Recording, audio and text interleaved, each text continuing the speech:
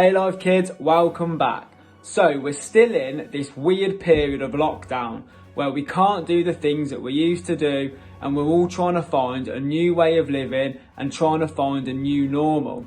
And it can be a bit frustrating, it can be a bit upsetting, it can make you think you don't know what's going on, so you're confused, you don't know how long it's going to go on for. So we don't know how long this journey of lockdown is going to go on for, how long we're going to have to continue living the way we are at the minute.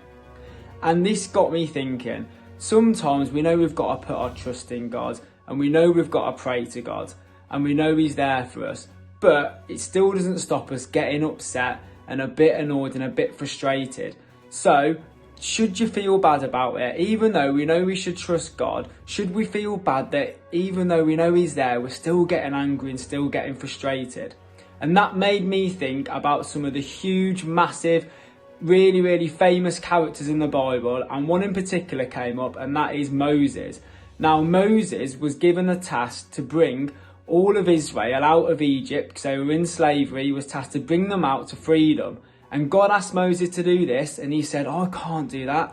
I haven't got the skills or the knowledge or the power to do anything like that. There's no way I can do it. It's too difficult. It's impossible. I don't want to do it. I'm not doing it. And God said one simple thing to him, and he said, I will be with you. Now, God didn't say to Moses, it's easy, it'll be really easy, I'll do everything for you, all you've got to do is lead them out, it'll be easy peasy, you'll have no difficulties, no worries, no stresses. No, he didn't say that to him. All he said to Moses is, I will be with you. And in the end, we know the story. Moses, he led them out of slavery, he led them out of Egypt, and even though he didn't do it by what he could do himself, and even though he doubted himself, he didn't think he had the power to do it, God was always there next to him. So in this period of lockdown, in this period where we don't know what's quite going on, and we can find ourselves getting frustrated and annoyed and maybe upset, just like Moses did, what we've got to remember is that God was with Moses, and God will be with you as well.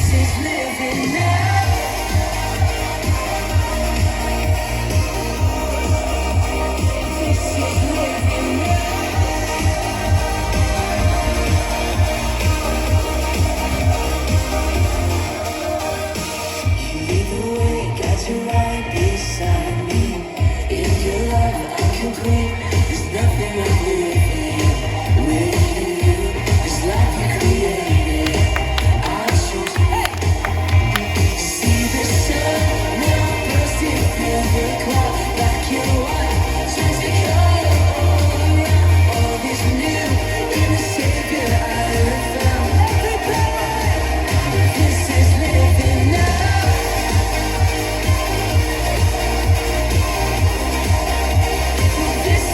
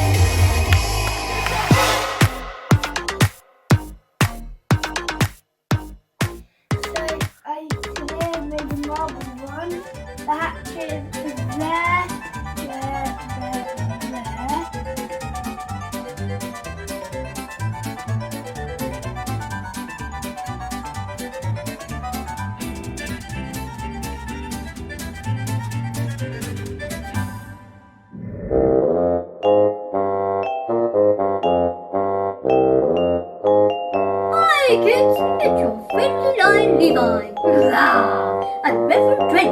Good morning, kids. What are we going to talk about today, Levi? Well, kids, do you remember we were talking about Easter and its real meaning?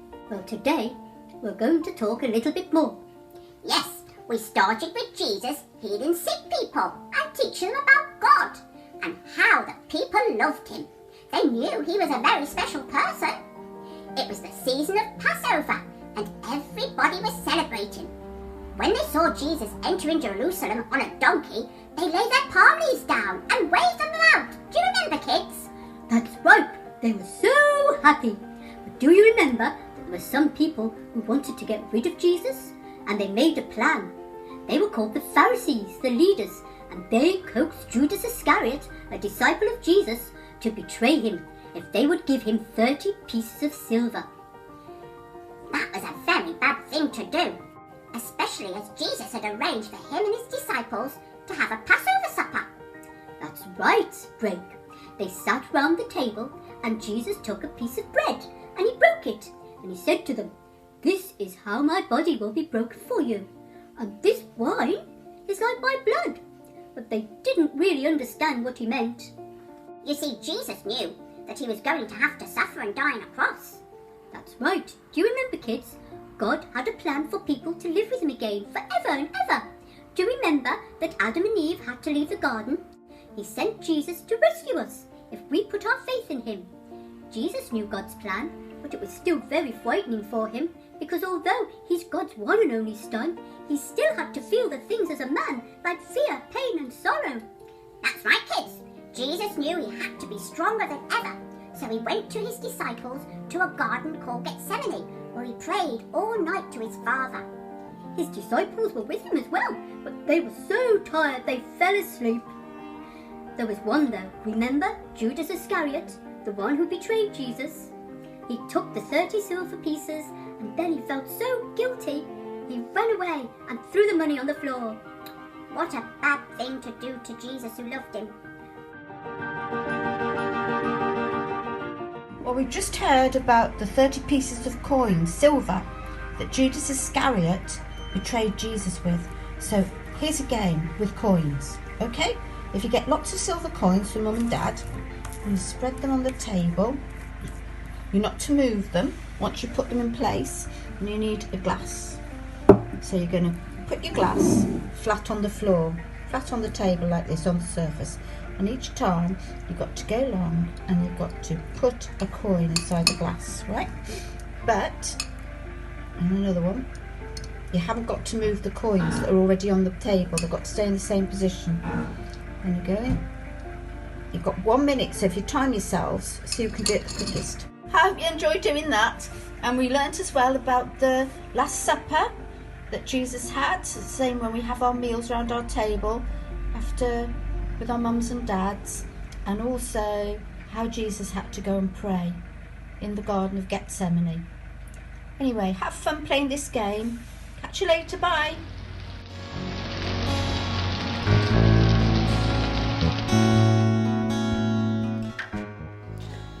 Hello, Life Church children and Fox children. My name's Abby. I am a member of the church, and so is my daughter Darcy, who some of you may know. I work on the front line at the moment, and as you all know, it's pretty tough at the moment, and that's obviously why you're staying off school and staying at home with your mummies and daddies and your family members. And it's a very sad time for us all in that we can't see our church family and our friends and our grandparents and our other family members. But trust me, it really is for the best. For me, this is my calling, and God has asked me to help and protect people. So at the moment we're doing very long hours and having our leave pulled, so that we've got lots and lots of ambulances on the run at any one time. I just wanted to send my love to you all and thank you all for your best wishes and your prayers, which are very much needed at this time, for not just for me but for everybody out there. And I just wanted to send all my love to you all and can't wait to see you when this is all over. Take care, God bless.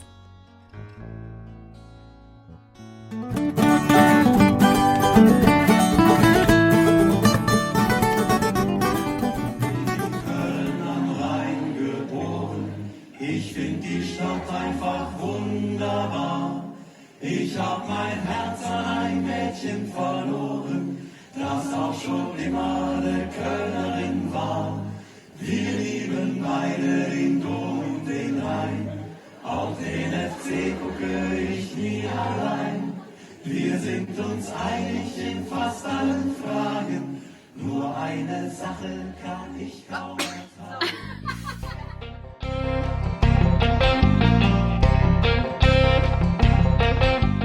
Hello, Life Kids. This is Noah's wildlife session.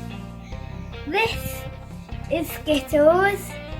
He's a tortoise and he's about 8 years old. And he's a rescue tortoise.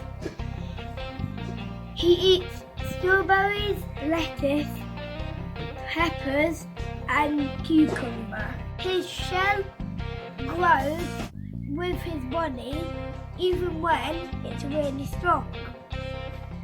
He is different from a turtle as they live in the water, and tortoises live on the land. They live till they are about 100 years old. And he has scales like a fish, but not that many. See these little scales? And claws. They might look a bit dangerous with the claws and scales, but they're harmless. You might think this is armour for battle. It's just to protect himself from predators. Bye, Life Kids! Well, welcome to another family time devotion. And have you lost track of the days? I think I have. But this is Thursday, believe it or not. We're doing our daily, well, almost all the family have got up to do our lovely time in the sunshine here. One thing we're thinking as we walk along is God says in Romans 1 that He's clearly telling us all what He's like. So if you look around, all the stuff He's made, He's like, it's screaming out. It says that men are without excuse. Have a look at near the end of Romans chapter 1. So we're looking for objects that remind us of what God's like. Anyone find anything? I got one. What have you got? Dandelion. A dandelion, that's beautiful. And what does that speak to you about what Father God's like? Because He made the sun, and the sun's bright, and this reminds me of the sun. It's a beautiful colour, isn't it? Yeah. That's a lovely thing, Gracie, yeah. Yep. And here's another idea that you can do while you're out for a walk as a family. Oh, the butterfly! Butterfly! It's orange tip. It's an orange tip, but it's not that idea. As you're walking along, you could think about the Easter story and different parts of the Easter story that begin with different bits of the alphabet. So I'm going to give you a hard one. Oh, goodness. Love, start with A. What's an Easter story beginning with A? I think, I was reading this yesterday in John's Gospel. Annas. Who's he?